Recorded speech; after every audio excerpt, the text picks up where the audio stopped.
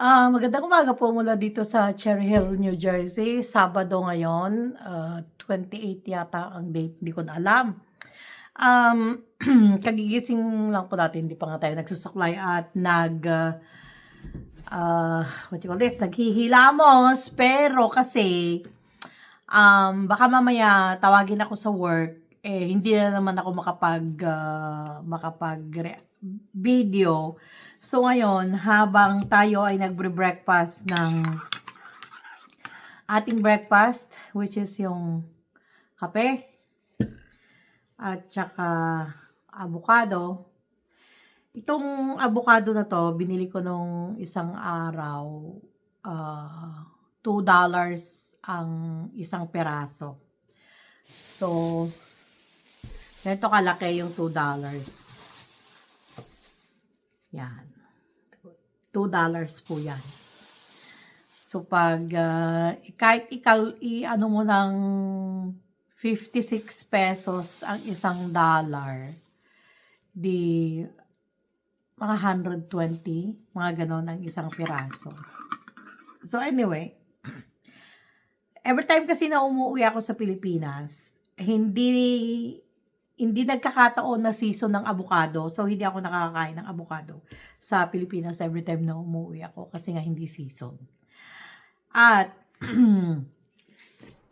marami kasi yung nagme-message sa akin at nagko-comment bakit daw hindi na ako nagre-reaction sa Crispaw mula nung nakabalik ako dito sa Amerika. Dahil sa totoo lang, buong March, dumating ako dito March 3, buong March siguro naka-upload lang ako ng parang 2 video yata, at yun yung in-upload ko yung pagpunta namin ng bundok at saka yung pagpunta namin ng Philippine Eagle Center sa Davao. At yun na yun, ang naibidyo ko. Sa mga nagko-congratulate po sa akin, yung position ko po na Assistant Director of Nursing, matagal na po. Since last year pa po yung position ko na yon. Mula nung nag-umpisa akong ulit mag-work. Hindi ako nag-work ng 1 taon dahil sa aking pagkasakit. And then, nung bumalik ako na magtrabaho, inofferan ako ng Assistant Director of Nursing na kahit ayaw ko sana, pero kinakailangan kasi that time ng kumpanya ang magiging Assistant Director of Nursing. So, tinanggap ko. Ayaw ko tanggapin yon dahil napakaraming responsibilidad. Pero, nakiusap sa akin yung Vice President ng Clinical Services that time. So ngayon, kaya bago ako umalis ng Pilipinas, kung maalala nyo, the month of January, hindi rin ako noon nakapag-video ng madalas dahil ako ay naghanda para sa pag-alis ko sa trabaho ng 1 buwan. Marami akong mga ginawa at isa sa mga responsibilities ko is ang magbigay ng education sa mga nursing department at saka mga ibang department ng building. Isa yun sa mga responsibility ko. At another one is pag may mga orientation na mga bagong workers, which is every Thursday meron kaming orientation. Kaya kinakailangan naka-ready na yung mga packets na ibinigay nila sa mga bagong orientees habang ako'y wala. Kaya ako'y naging very busy nung ako ay bago umalis sa papuntang Pilipinas. And then, nung pagbalik ko naman, isa rin sa mga responsibilidad ko, ang for example, may mga insidente sa trabaho, gaya ng mga nalalaglag na pasyente, nahuhulog sa sahig, nagkakaroon ng bed sore, nagkakaroon ng sugat. Isa rin yun sa mga responsibility ko, ang mag-investigate. At sa 1 buwan na wala ako dito sa Amerika, doon sa trabaho ko, sa buong buwan ng February, merong nahulog na pasyente na 24 ang nalaglag na pasyente. So, kinakailangan pagdating ko, yung mga yon ay kinakailangan kong imbestigahan. At kung ano-ano pa kaya hindi ako yung super pagod ko na sa trabaho at the same time na jet lag ako ng 2 weeks. Hindi talaga ako makapag-video. Pagdating ko ng bahay talagang pagod na ako, tulog na lang ako. At 'pag weekend naman, pumapasok pa rin ako kasi nga kinakailangan kong humabol sa mga papeles na dapat kong tapusin. Kaya yun ang minsan ang hirap 'pag nagbabakasyon ka na isa ka sa management dahil maraming tambak ka na babalikan na gagawin. Kaya kung minsan gusto ko na lang yung mag-regular na lang na nurse. Ang ibig sabihin yon yung papasok ko ng 7 o'clock ng umaga, magbibigay ka ng gamot sa mga pasyente hanggang 3 o'clock. Pag-uwi mo ng 3 o'clock, wala ka ng what you call this, responsibility. At ayun ang mahirap 'pag nasa nursing management ka dito dahil 24 hours 'yan, 7 days a week 'yan, gano'n ang mga pangyayari. Kaya ngayon naka-on call ako, anytime puwede akong tawagin sa work. Kaya sabi ko ngayon paggising ko, mag-video na ako para kahit papaano is maka-upload ako. Kasi ang dami na nga ang nagtatanong kung bakit wala na akong reaction daw sa Krispao. Actually, nung isang gabi, kausap ko din si Sir Paul at nagtatanong din siya kung bakit wala na akong mga reaction, gano'n. Kaya sabi ko sa super, super busy, hindi pa ako nakakabawi. Actually, hanggang ngayon, 1 month na akong nakabalik sa trabaho pero ang dami ko pa ring hindi nahabol, humahabol pa rin ako kasi hahabulin ko yung mga pangyayari nung wala ako tapos at the same time yung everyday na mga pangyayari. So, ang hirap. And then, mula nung bumalik ako until now, siguro may 2 tayong tinanggal din na nasa management na mataas ang posisyon.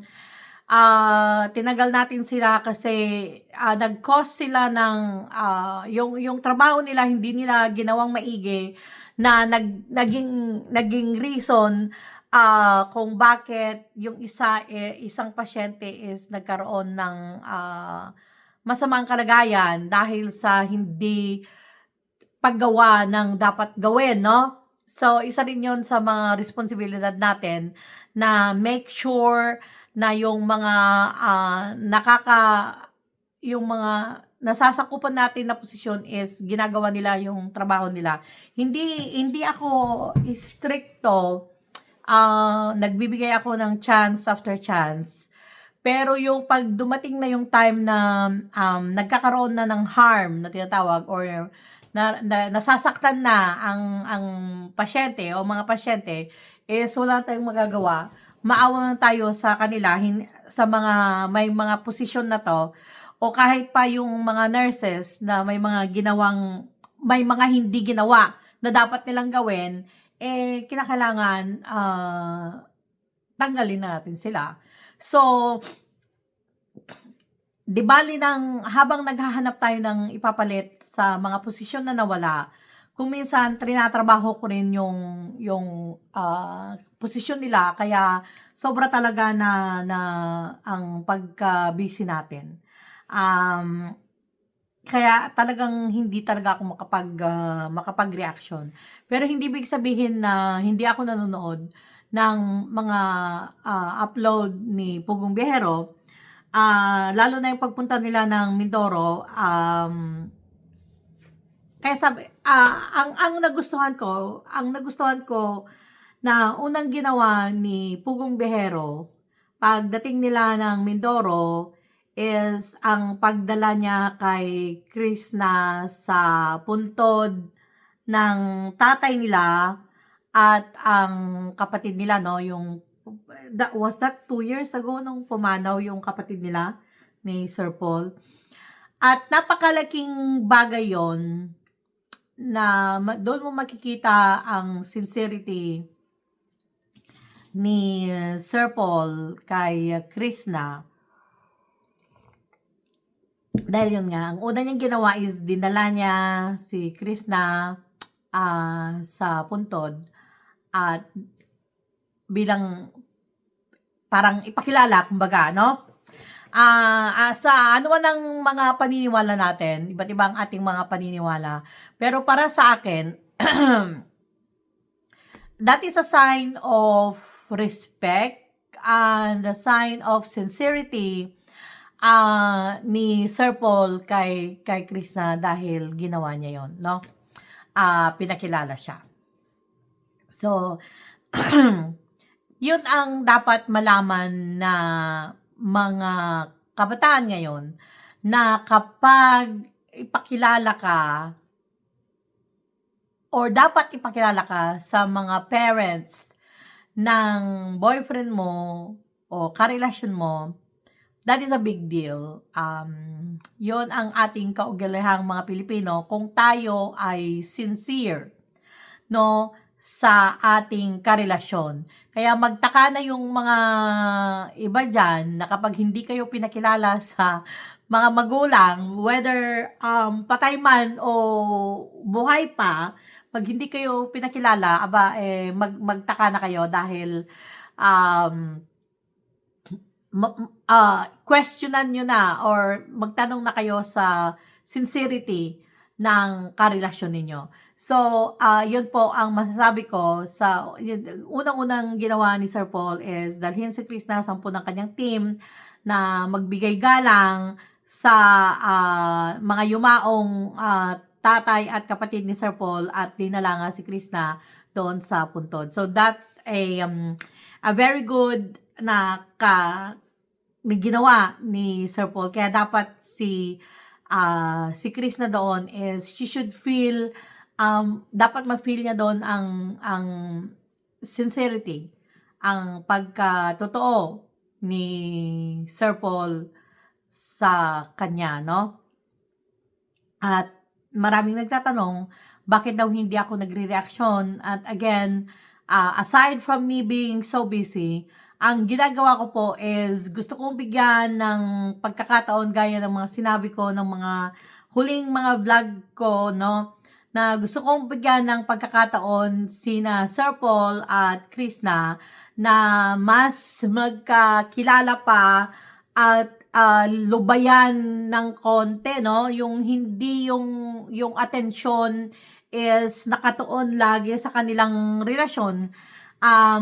Kumbaga, tigilan muna natin sila. Yun ang naging decision ko kasi na hayaan ko muna sila na mag-grow sa bawat isa, na matutunan nila ang bawat isa, ang quirkiness, ang kaugalian ng bawat isa, ma-develop ang kanilang relasyon. So, kaya tinigil ko muna ang pagre-reaction, no? Kasi kung minsan, pag marami tayong mga nakikita na hindi naman totoo, or ang ibig kong sabihin doon, nag-i-interpret tayo ng mga bagay-bagay na napaka unrealistic, no?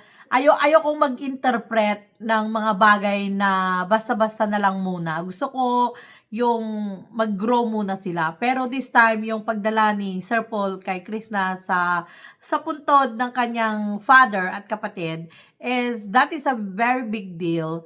At sabi ko, hindi ko to papalampasin. Kinakailangan mabigyan natin to ng reaction. At yun nga, ito ang dahilan kung bakit tayo nagre-reaction ngayon. Kaya, yun po, maraming salamat sa inyong paghintay ng aking reaction. Kung nanonood pa kayo until this time, natawa ko, gusto ko yung, kasi nga sa post ko, tinanong ko kung anong gusto yung topic. So, merong nag-topic na sabi na, ang presyo ng gasolina. Hindi na po natin na pag-uusapan yon, na nakakainis lang yung mga nagrarally dyan sa Pilipinas na dahil daw sa pagtaas ng gasolina. Doon mo nakikita na wala silang kaalam-alam, no? Sa mga pangyayari sa buong mundo. Yung kung ano lang talaga yung feed sa kanila ng mga politikong nagbabayad sa kanila para mag-rally, sa yung ginagawa nila. Hindi nila alam is a worldwide issue po ito. Is from the world market, dahil nga po sa nangyayaring kaguluhan ngayon sa Middle East, na hinaharang ng Iran ang daanan ng mga tanks, ng mga gasoline tankers na ship, at hindi ko na kung anong tawag doon, bagong gising kasi ako. So, ibig sabihin, dahil hinaharangan, walang makalabas na mag-deliver ng mga gas sa iba't ibang panig ng mundo. So, hindi po kasalanan yun ni Ferdinand Marcos. Kaya yung mga show nga dyan na mga nagrarally, itigil nyo na yan dahil nagsasayang lang kayo ng panahon. Walang magagawa ang presidente. Actually, yung ginagawa nga niya, yung kagaya ng pagbawas ng mga flights, that is a big tipid yun, no, sa gasolina.